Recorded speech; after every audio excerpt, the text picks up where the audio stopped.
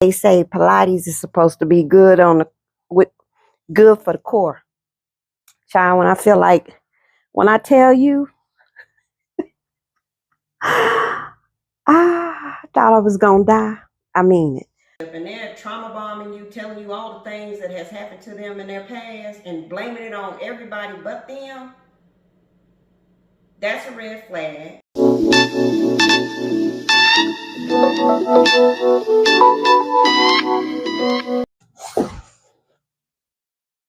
Hey y'all. Happy Wednesday.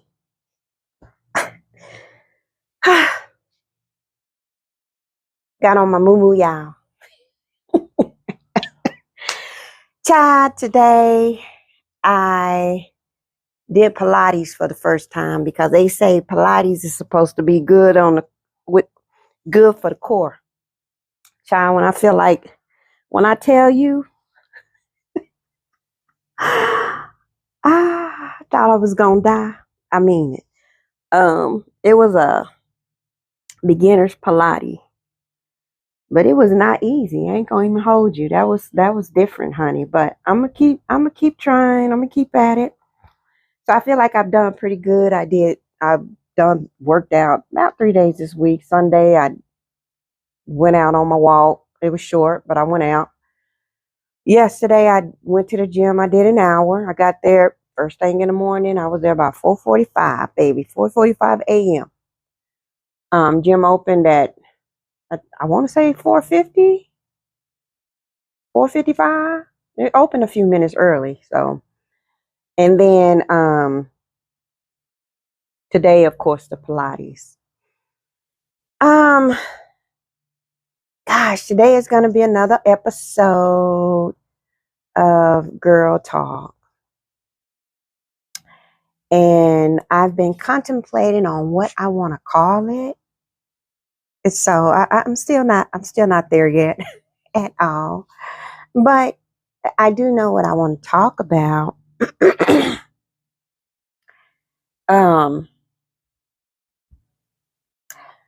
I was listening to a podcast, and the young lady was talking about how she felt like there's so much social media outlets that are speaking into the women and not enough outlets speaking into the men. And when I heard it, I didn't even want to hear anymore. I just be honest with you. I just like, I ain't finna listen to this shit.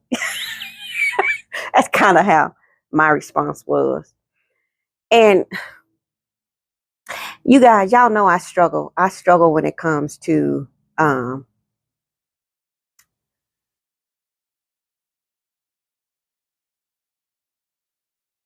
at this point of my life. Let me say that. I struggle when it comes to hearing women saying we need to do more for men. I struggle with that. And I struggle with it because is it really our responsibility to nurture a man? Like grown men? Like, is it really your responsibility to constantly try to speak off into someone who's not willing to speak off into you? Like, at what point will you just kind of be like,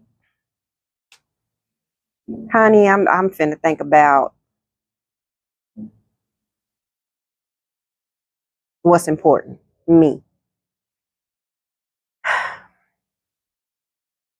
I feel like that men make a lot of excuses, and there's some women out there, and let me preference this: not all men, not all women, but I do think that there's a significant amount of men out there who make a lot of excuses of why they can't do things, why they're having a hard time when it comes to life, why they can't get one step forward when it comes to life, why things are so difficult for.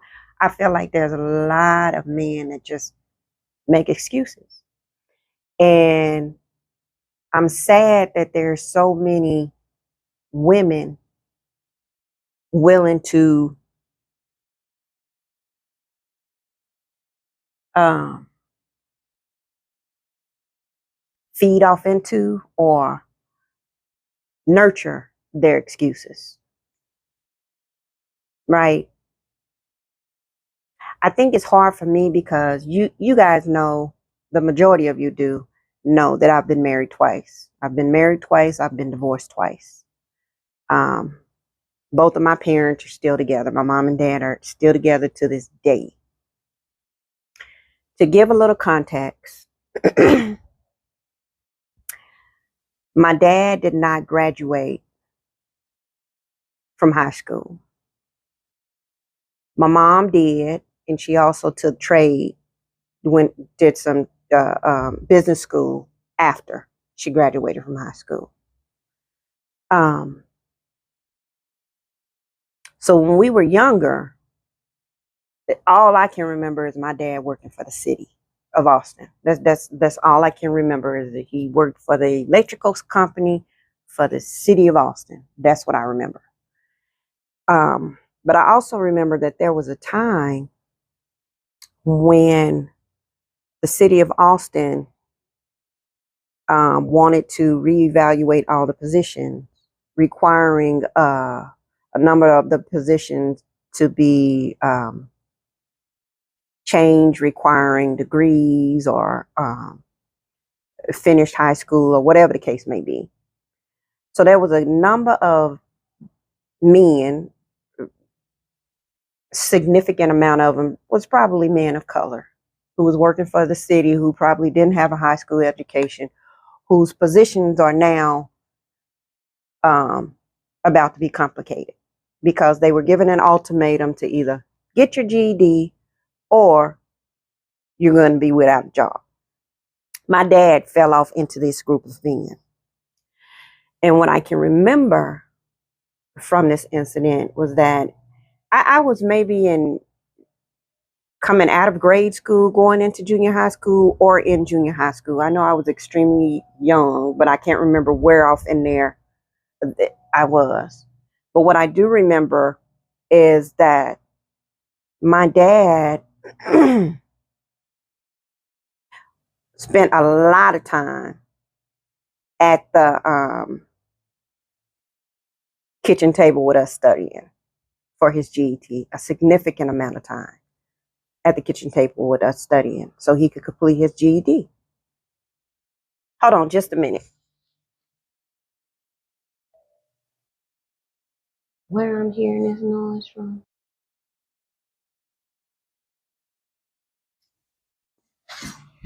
I'm back. So I feel like my dad understood this assignment.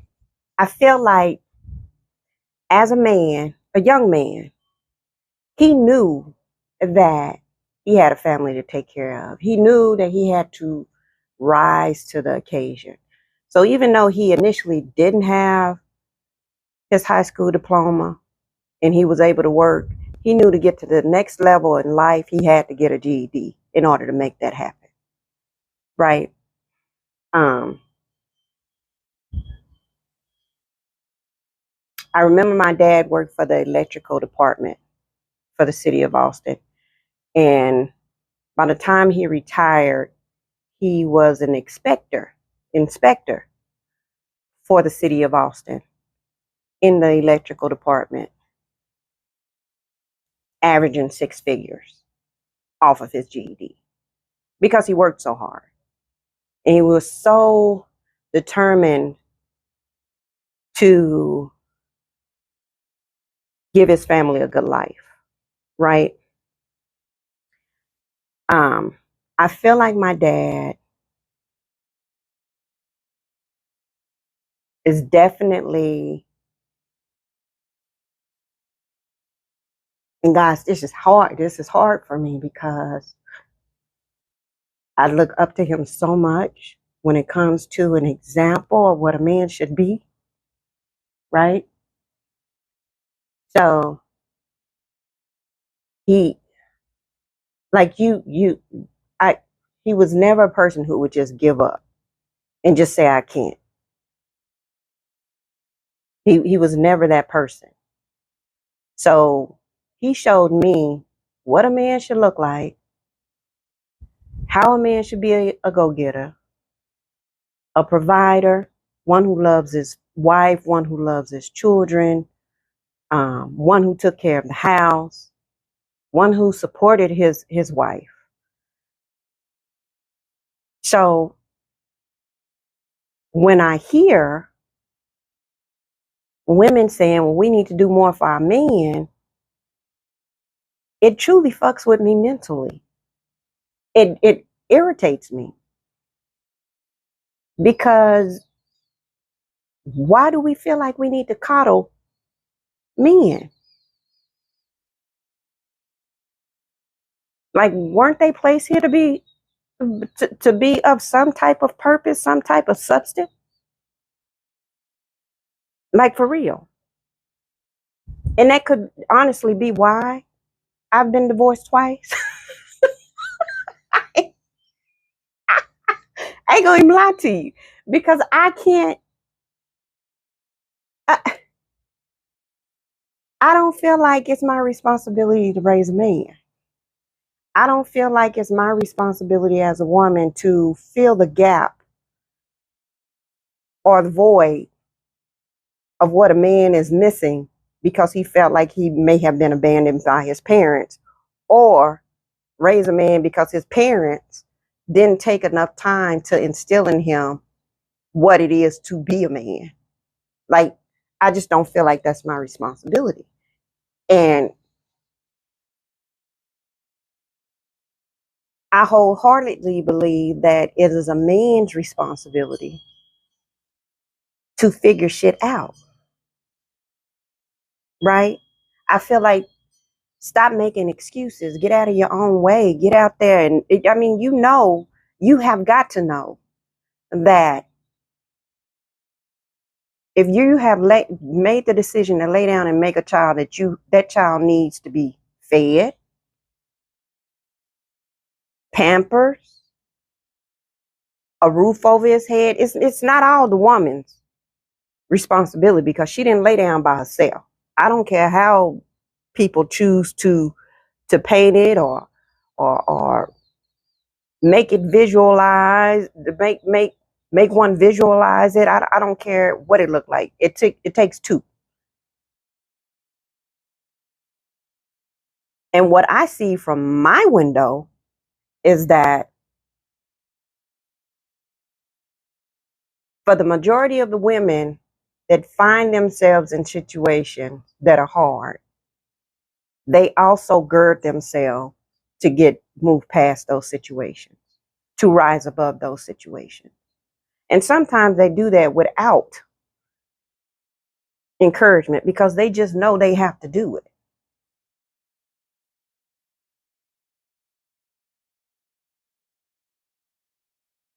And it perplexes me, because I don't understand why men can't do it.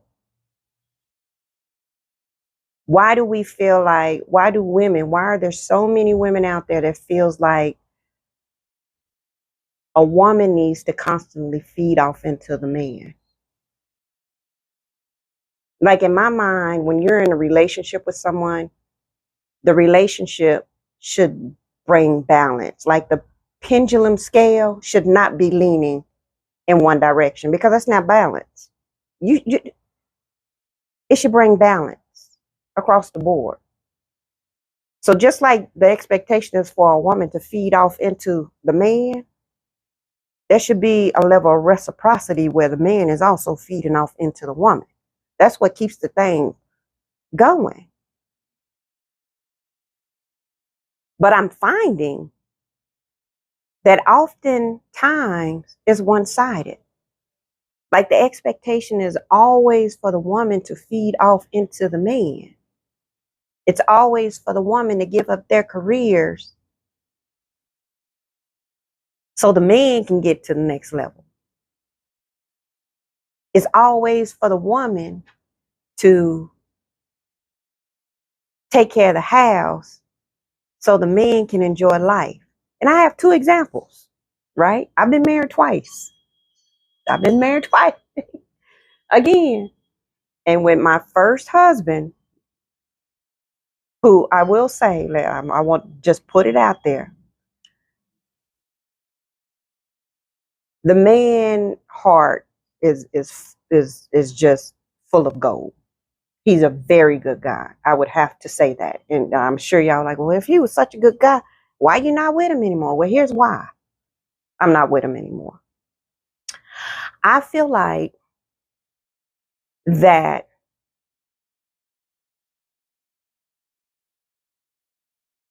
when a man decides to marry a woman, he can only be married to that woman. He can't still be tied to his mama. Like that umbilical cord that he once had between him and his mama has to be cut, severed when you decide to marry a woman. Or maybe I should say when you have decided to marry this woman. Right? I don't need any other woman trying to tell me what my household should look like, especially when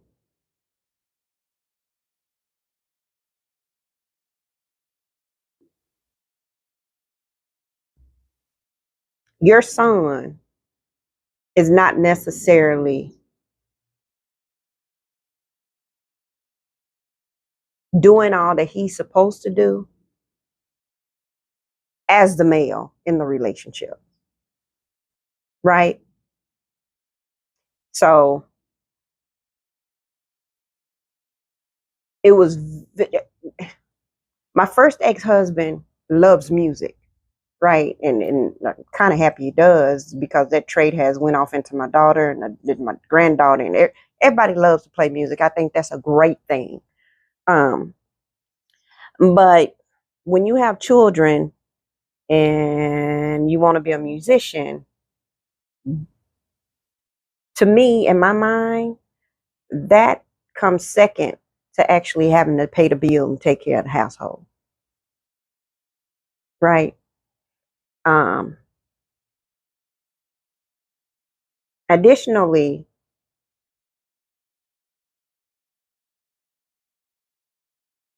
your mother has no jurisdiction over my household. So that's where the struggle was with me and my first husband. His mom just couldn't get out the way. Like he to me, he is the ultimate mama's boy. He's older than I am, but to this day, he's the ultimate mama's boy. When him and I divorced, when him and I got married, he left his mom's house. When him and I divorced, he went back to his mom's house. He's in his 50s and he's at his mom's house. So he's the ultimate mommy's boy. That's why it didn't work for me. And then with my second husband, I feel like um, he dealt with abandonment issues from his dad as well as his mom, based off of the stories he had told me. But I think he also built resentment, that's the word I'm looking for, toward his mom because his mom chose life over him, right? So I feel like there was some resentment there. In both situations, I felt that both of my ex-husbands wanted me to fill a void that their mother did not provide. My first ex-husband, he wanted something different from what he was accustomed to, which I was, but he couldn't um, create boundaries when it came to his mom. So he wanted me to accept his mom the same way he accepted his mom, where she could just be fully involved, and I couldn't do that. I'm sorry, I can't.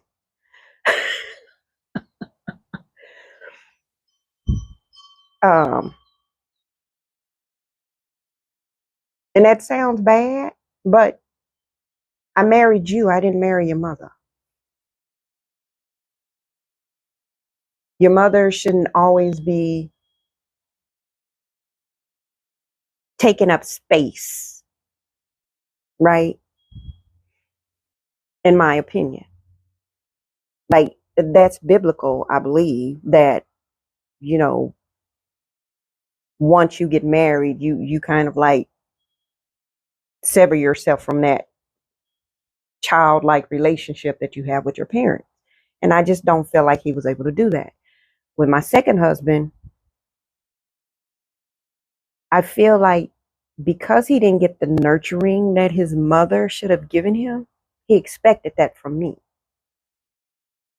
And unfortunately, I don't feel like that was my responsibility to nurture you. And my responsibility was to be your wife. To me, that's two different things. Nurturing to me is taking care of a child. Now, as a wife, I can support you. I can love you. I can have sex with you. I can do this, but I can't nurture you because you don't reside on my titty. There's two totally different things, in my opinion. So when it comes to feeding off into your man,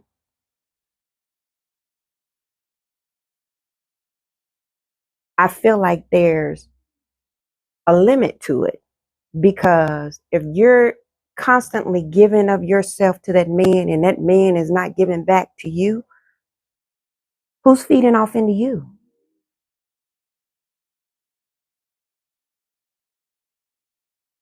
Who's building you up? Who's advising you, directing you?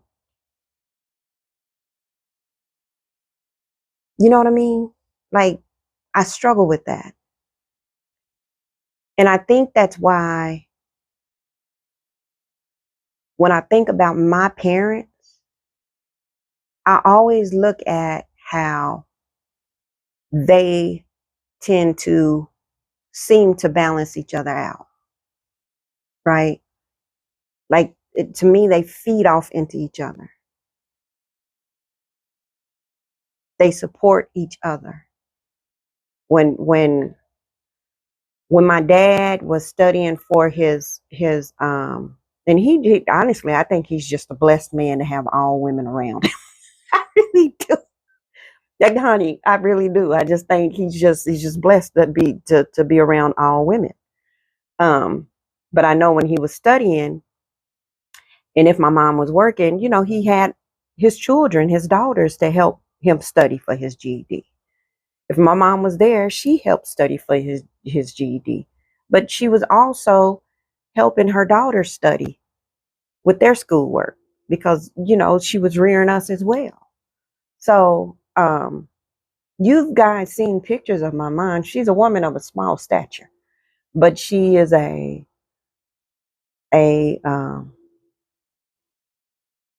she is the matriarch of my family. She is the person, the glue that kept our family going. She is also the person who likes to see things, experience things, travel, do things. My dad is 6'3" and it's about as chill as they come. Like, he doesn't have to be bothered with anybody. He is comfortable with just sitting at his home, being by himself, not having to have a whole bunch of goons around to stroke his ego. You know what I mean? He's just never been that type of guy. He's never been an individual where he had always been up under people, and maybe that's why I'm the way I am. Um,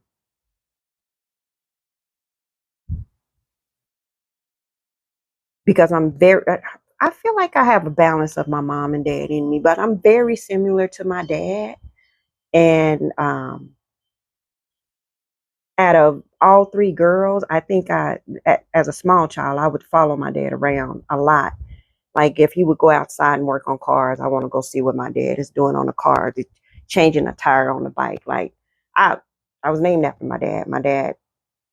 I was named after my dad. So I probably have a lot of his character in me. And that's probably why I don't have a problem with being alone. But he showed me through life of what a man should be. And he showed me as well that having a lot of people around you is not a good thing. Like you have to be able to or know how to move in silence. You have to be able to and be comfortable enough with yourself where you don't have to always have people up under you and around you, because you don't know what the intentions of those people are. You know what I mean? So I guess because I've learned so much from my father, and I've seen my father, and I've seen the type of person that he is. When I look at, or when I hear men make excuses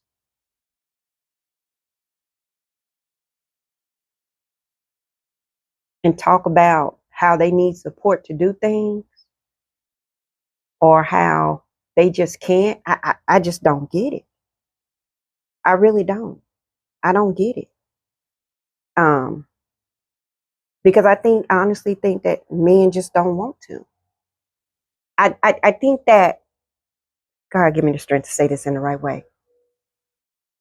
I think that often men find the right woman,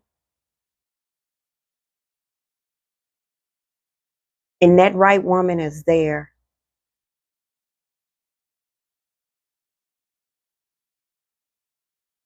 to be that support system to that man. But I think sometimes that woman is somewhat too right to where that man just can't handle it. Like they're so accustomed to trauma or um,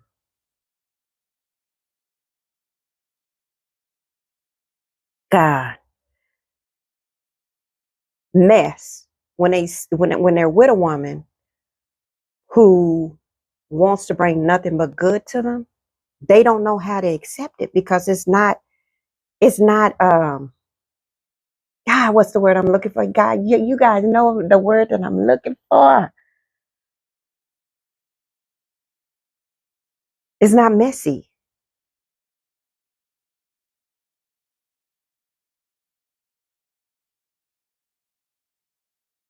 So I just feel like they just don't know how to take it. And it just turns into an excuse of, oh, it's not a good one. Well, yeah, you there was a woman there who wanted to have support you and be down for you, but you didn't know how to deal with that. You didn't know how to accept that.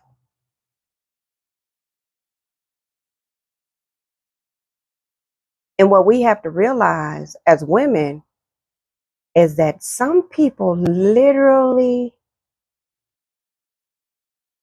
feed off of dysfunction and need that dysfunction in their lives. Honestly. And that, I guess, ultimately, every time I think about what I want to name this girl talk, I want to name it From the Cradle to the Grave, because if you have had a dysfunctional life as a child, 9 times out of 10, you're gonna that entire experience that you've had in your life, what you've been through in your life is gonna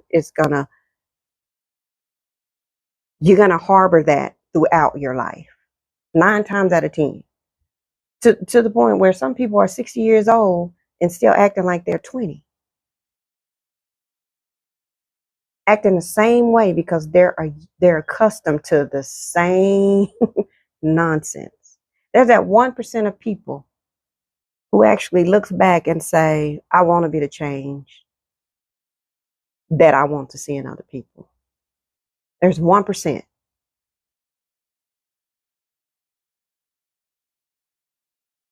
So ultimately, you have to make the choice of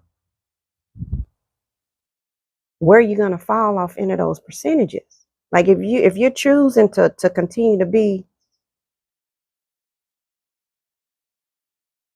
or act or do the things that you did before,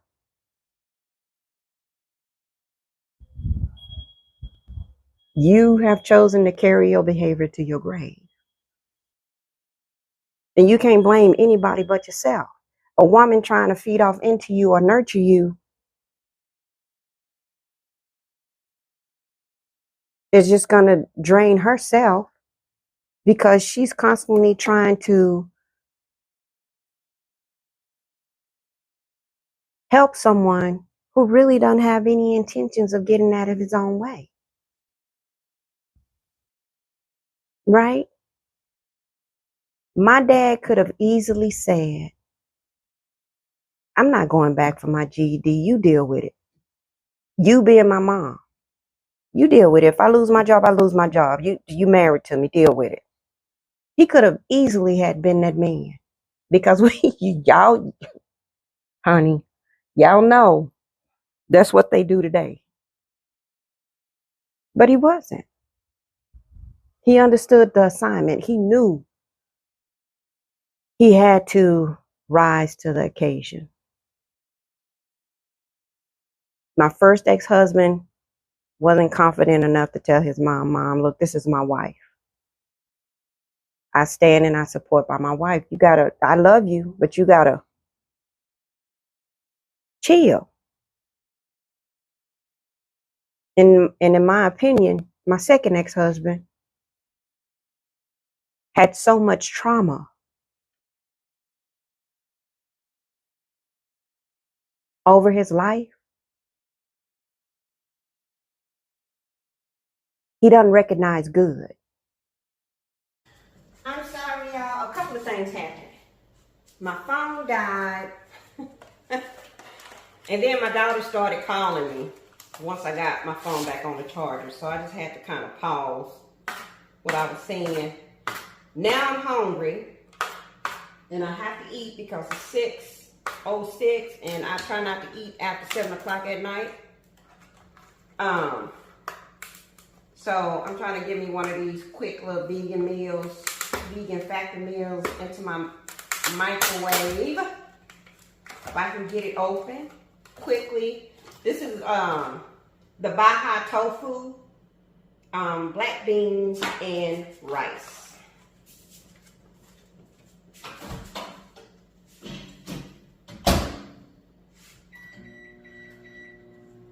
So anyway, as I was saying, I feel like my second ex-husband thrived a little bit off of toxicity, right? And what I mean by that is that there's often people in life who have been through so much trauma, they're accustomed to it, right? And if their relationships don't have some of that messiness or drama in it, it's just not right. Right? It just doesn't make sense. You know what I mean?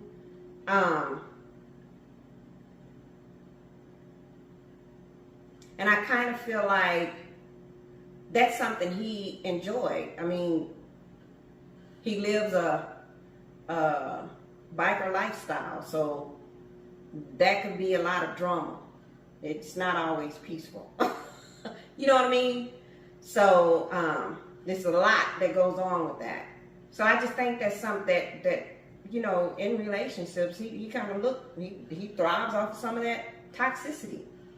And as I was stating, it's completely not unusual.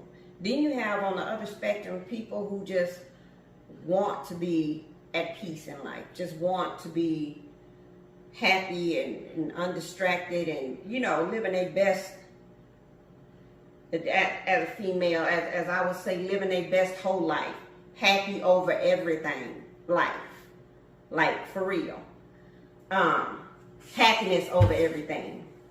And that's what I'm trying to do. But I think ultimately, I feel like as women, we can't feel like it's our responsibility to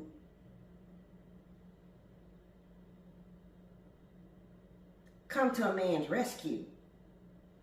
You know what I mean? Like fix their trauma, fix their issues, fix whatever it is that they have going on. Because I can promise you that if a man comes to you to be in a relationship and they're trauma bombing you, telling you all the things that has happened to them in their past and blaming it on everybody but them, that's a red flag. And if a man is coming to you telling you that they have so much going on, but you feel like you need to be superwoman to help him through all that traumatic stuff, you need to look within yourself. Because you don't want to put yourself in a position where you're just depleted because you've put so much off into a person and forgot about who you are, what you want in life, where you want to be in life, the things that you want to achieve, because you're so hell-bent on speaking or helping this man because you want to be with him. So I'm just saying, don't forget about yourself. Don't leave yourself out there, because if men stop making excuses, they will get so far. Because I honestly believe that they were built to figure shit out.